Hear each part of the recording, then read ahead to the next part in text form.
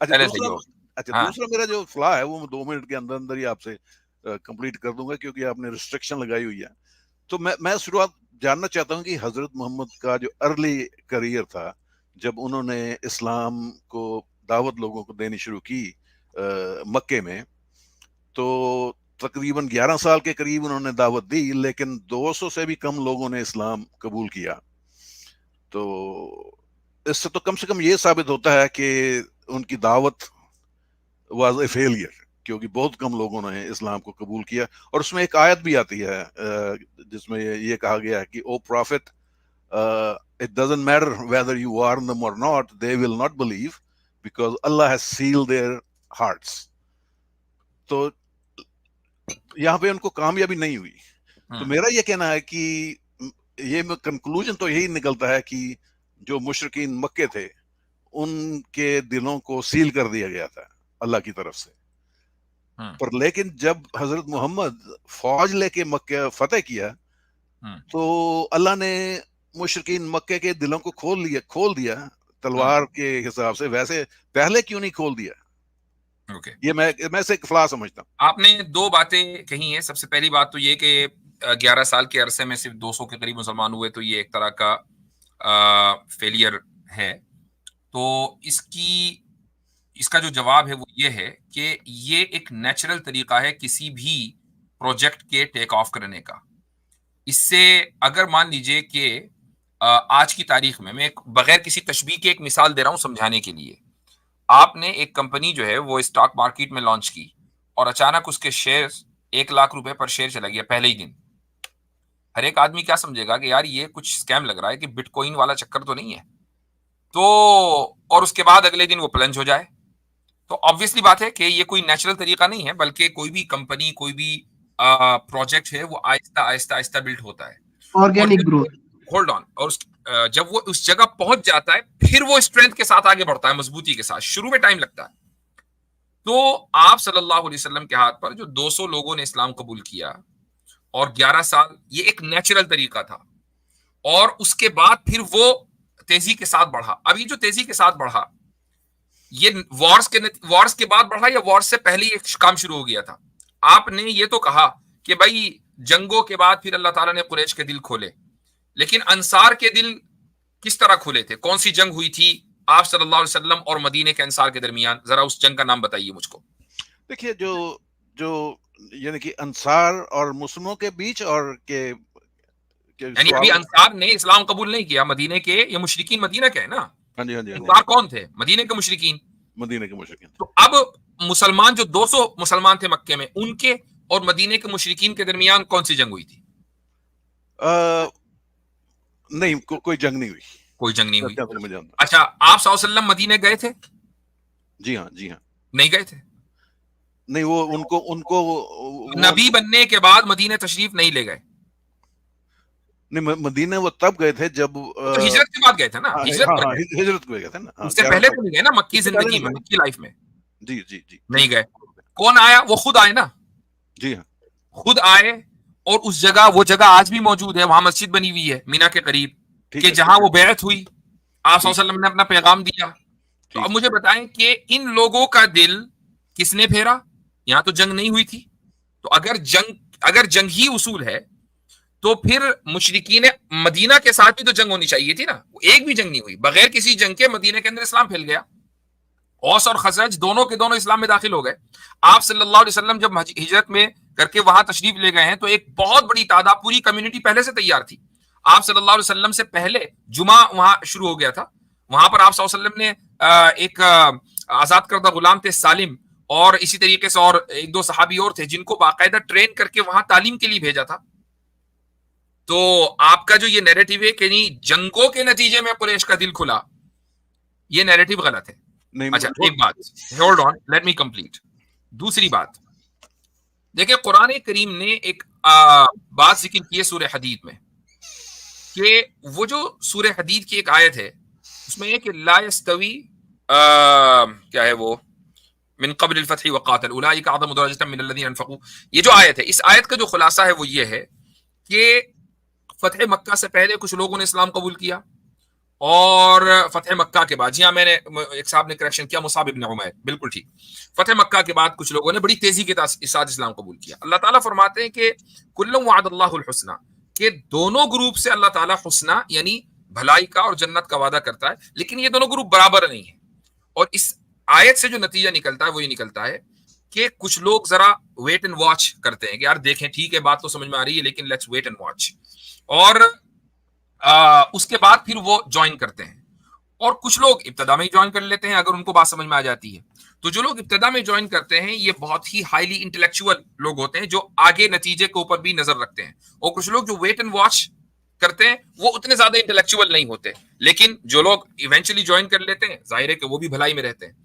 تو ایسے ہی جن لوگوں نے مکہ میں اسلام قبول کر لیا تھا، یہ اسلام کی بنیاد ہے، یہ ہائیلی انٹلیکچوئل پیپل ہیں. انہی میں علی رضی اللہ عنہ، انہی میں عثمان ہے، انہی میں عمر ہے، انہی میں ابو بکر صدیق رضی اللہ عنہ اجمعین ہے، انہی میں عبد الرحمن ابن عوف ہیں، سارے صاحب عبداللہ ابن مسعود انہی میں ہیں. تو اب بات یہ آتی ہے کہ مشرکین کا کے دلوں کے اوپر مہر کیوں لگائی؟ اس کا جواب بھی اللہ تعالیٰ نے دیا ہے. اس کا جواب دیا ہے سورہ مومن میں. سورہ مومن کی ایک آیت آپ کے سامنے میں پیش کر رہا ہوں، یہ آیت نمبر 35 ہے. اللہ تعالیٰ فرماتا ہے کہ کذالک یطبع اللہ علی کل قلب متکبر جبار، یہ الفاظ ہیں. اب یہ جو یطبع ہے، طبع یطبع کے معنی ہے مہر لگانا.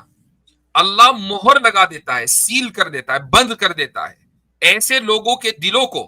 کیسے لوگوں کے دلوں کو؟ جو کہ متکبر ہوں اور جبار ہوں، یعنی جو کبر تکبر کرتے ہوں اور اسی طریقے سے ظالم ہوں.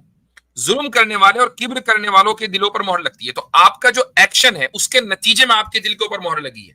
ایسے نہیں کہ پہلے اللہ نے مہر لگا دی اور آپ اللہ کو بلیم کریں کہ آپ نے تو مہر لگا دی تھی، میں ہدایت کہاں سے قبول کروں. جی نہیں، کبر آپ نے کیا، ظلم آپ نے کیا تو مہر لگی. اچھا کبر کیا ہے اس کے بارے میں بتا دوں. یہ حدیث میں صحیح مسلم کی حدیث ہے، رسول اکرم صلی اللہ علیہ وسلم فرماتے ہیں کہ الکبر بطر الحق، کہ جو تکبر ہے وہ ہے حق کا انکار کرنا، کہ حق واضح ہو گیا اس کے باوجود آپ کسی بائسنس کے نتیجے میں، نیشنلزم کے نتیجے میں، ٹرائبلزم کے نتیجے میں یا کسی بھی آئیڈیالوجی کے نتیجے میں آپ اس سے لائلٹی کی وجہ سے آپ اس حق کا انکار کر دیں، یہ ہے کبر. تو اب آپ بتائیں کہ اگر مشرکین نے اپنی ٹرائبل سپیریورٹی کو باقی رکھنے کے لیے حق کے واضح ہونے کے باوجود بھی حق کا انکار کیا تو ان کے دلوں پر مہر نہیں لگنی چاہیے تھی. جی مفتی صاحب آپ نے کئی پوائنٹس بنائے ہیں اکٹھے، لیکن ان کو سب کو تو میں ایڈریس نہیں کر سکتا، پر میں ایک پوائنٹ پہ فوکس کروں گا. جہاں تک میں جانتا ہوں جب حضرت محمد پریچ کر رہے تھے تو کچھ لوگ جو مدینے میں تھے، یثرب میں تھے، وہ حج کرنے کے لیے مکہ میں آئے. تو میرے خیال 10 یا 12 لوگ تھے، انہوں نے حضرت محمد کی دعوت پر اسلام قبول کر لیا. تو کم سے کم یہ ثابت ہوتا ہے کہ اللہ نے انہیں ہدایت دی، اللہ نے ہدایت دی نا. تو پھر وہ جب وہ واپس چلے گئے، جو اگلی دفعہ آئے تو انہوں نے بھی یثرب میں اسلام کی دعوت دی، اور اپنے ساتھ وہ اور بڑی تعداد میں لوگ. ہاں تو وہ متکبرین جبار نہیں تھے نا. ہاں جی اللہ نے جواب تو دے دیا میں نے، وہ متکبر جبار نہیں تھے تو اللہ تعالیٰ نے ان کو راستہ دکھایا، انہوں نے راستہ قبول کر لیا. راستہ تو دکھایا مشرکین کو بھی، مشرکین کو تو زیادہ راستہ دکھایا. نبی کو 11 سال تک کے مشرکین کے مکہ کے درمیان رکھا. مدینے والے تو آپ صلی اللہ علیہ وسلم کے وجود سے محروم تھے 11 سال تک، وہ تو بعد میں آپ صلی اللہ علیہ وسلم وہاں پہنچے. لیکن چونکہ متکبر جبار نہیں تھے تو اللہ تعالیٰ تو ان کا دل ہدایت کی طرف اس طرح کھینچا کہ وہ مکے آ کر انہوں نے اسلام قبول کیا. اور جہاں رسول اکرم صلی اللہ علیہ وسلم نے آنکھیں کھولی، بچپن گزارا، جوانی گزاری، جہاں 11 سال اپنی نبوت کے بعد ان کو دن رات دین کی تبلیغ کی، انہوں نے تکبر کیا، انہوں نے ظلم کیا، تو اللہ تعالیٰ ان کو ہدایت کیوں دے گا بھائی؟ تو یہی کام جو اللہ نے یثرب کے مشرکین سے کی، وہی کام اللہ نے جو مکہ کے مشرک تھے آلریڈی جواب دے دیا کہ وہ متکبر جبار نہیں تھے. قرآن نے اس کا جواب دے دیا. آپ کیسے یہ ثابت کریں گے کہ وہ جابر تھے؟ وہ اس لیے کہ مسلمانوں اور ان کے درمیان جو 200 مسلمان مکے میں ہوئے تھے اور ان کے درمیان کا کوئی جنگ ہوئی؟ کیا انہوں نے کسی مسلمان کے اوپر ظلم کیا؟ جب آپ صلی اللہ علیہ وسلم کی ہجرت سے پہلے مصعب ابن عمیر اور 2-3 صحابی وہاں ہجرت کر کے چلے گئے، کیا ان لوگوں نے ان کے اوپر ظلم کیا؟ نہیں کیا. ان کو ویلکم کیا، باقاعدہ اپنی جگہ دی، ان کو وہاں جمعہ کی نمازیں ہوئی ہیں، مسجدیں قائم ہو گئیں. تو اب بتائیں کہ متکبر جبار تھے کہ نہیں؟ لیکن مکہ میں کہ جو شخص مکہ کے اندر پیدا ہوا ان کے سامنے اس نے آنکھیں کھولی اور اس نے کبھی جھوٹ نہیں بولا، اس نے کبھی بےایمانی نہیں کی، وہ امانت دار کہلایا، سچا کہلایا. اس کی بات کے اوپر کان دھرنے کے بجائے اس کے اوپر ظلم کرنے لگے، اس کے ماننے والوں کو ظلم کرنے لگے. تو یہ ہے متکبر جبار ہونے کی علامت. نہیں جو مکے کے مشرک تھے ہسٹری میں تو ہم نہیں پڑھتے کہ وہ حضرت محمد کے اگینسٹ ہاسٹائل تھے، کم سے کم انیشلی نہیں، کیونکہ ہم تباری میں پڑھتے ہیں، یہ التباری میں آتا ہے کہ حضرت محمد جو ہے وہ مکے میں اپنا دین پھیلاتے تھے، مشرکوں کو کوئی پرابلم نہیں تھی، جب تک حضرت محمد نے ان کے خداؤں کی بے عزتی کرنی اور ان کے اینسیسٹروں کے خلاف بولنا شروع کر دیا تو تب ان کے جو جھگڑا ان کا اینسیسٹر شروع تھے مشرکین تھے، کیا وہ خود آپ صلی اللہ علیہ وسلم کے اینسیسٹر نہیں تھے؟ نہیں تھے، ٹھیک ہے، یعنی کہ مان لیجیے میں اپنے کسی اینسیسٹر کے خلاف بولوں تو میرے خاندان والے یہ تو اعتراض کر سکتے بھائی ہمارے اینسیسٹر کے خلاف کیوں بول رہے ہیں، لیکن آپ یہ نہیں کہہ سکتے کہ میں بایس ہوں، ان کے اینسیسٹر کے خلاف بول رہا ہوں، اپنے اینسیسٹر کے خلاف نہیں بول رہا. بھائی ان کے اینسیسٹر میرے اینسیسٹر برابر ہیں. نہیں ٹھیک ہے، یہ تو بات یہی نہ ہوگی. تو آپ یہ نہیں کہہ سکتے کہ آپ صلی اللہ علیہ وسلم نے غلط اس لیے کیا الیاذ باللہ چونکہ وہ مشرکین کے قریش کے اینسیسٹر کے خلاف بول رہے تھے. بھائی قریش کے اینسیسٹر خود آپ صلی اللہ علیہ وسلم کے اینسیسٹر تھے. اس کے لیے بڑا دل گردہ چاہیے کہ آدمی اپنوں کو برا کہے اور ان کی برائی کو نوٹیفائی کرے.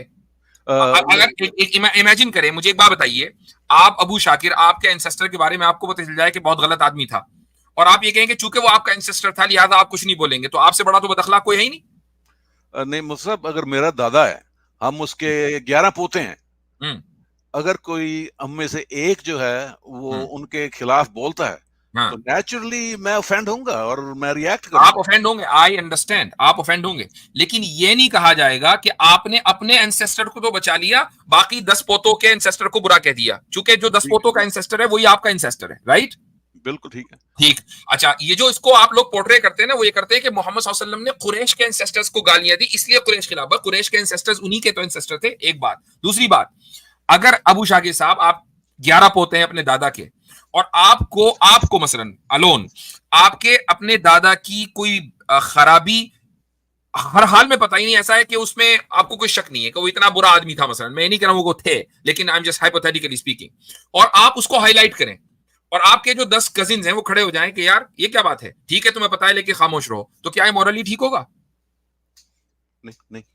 تو بس یہی بات ہے. تو آپ نے تصدیق کر دی ہے. تو آپ صلی اللہ علیہ وسلم نے اگر اپنے اینسیسٹرز کے تعلق سے بات کی ہے تو وہ اس لیے کہ آپ علیہ الصلوۃ والسلام کو جس طرح سورج کی روشنی کا ایک انسان کو پتا ہوتا ہے، اس سے زیادہ پتا تھا کہ شرک کے اندر مبتلا ہو کر انہوں نے اپنے ساتھ بھی اور اپنے خالق کے ساتھ بھی اور پوری سوسائٹی کے ساتھ ناانصافی کی ہے، لہٰذا ان کی اس غلطی کو سامنے لانا ضروری تھا. اس سے زیادہ نیوٹرلٹی کوئی ہو نہیں سکتی ہے، ورنہ بائسنس ہوتی. بائسنس تو غلط ہے، ایک رسول کبھی بھی بائس نہیں ہو سکتا.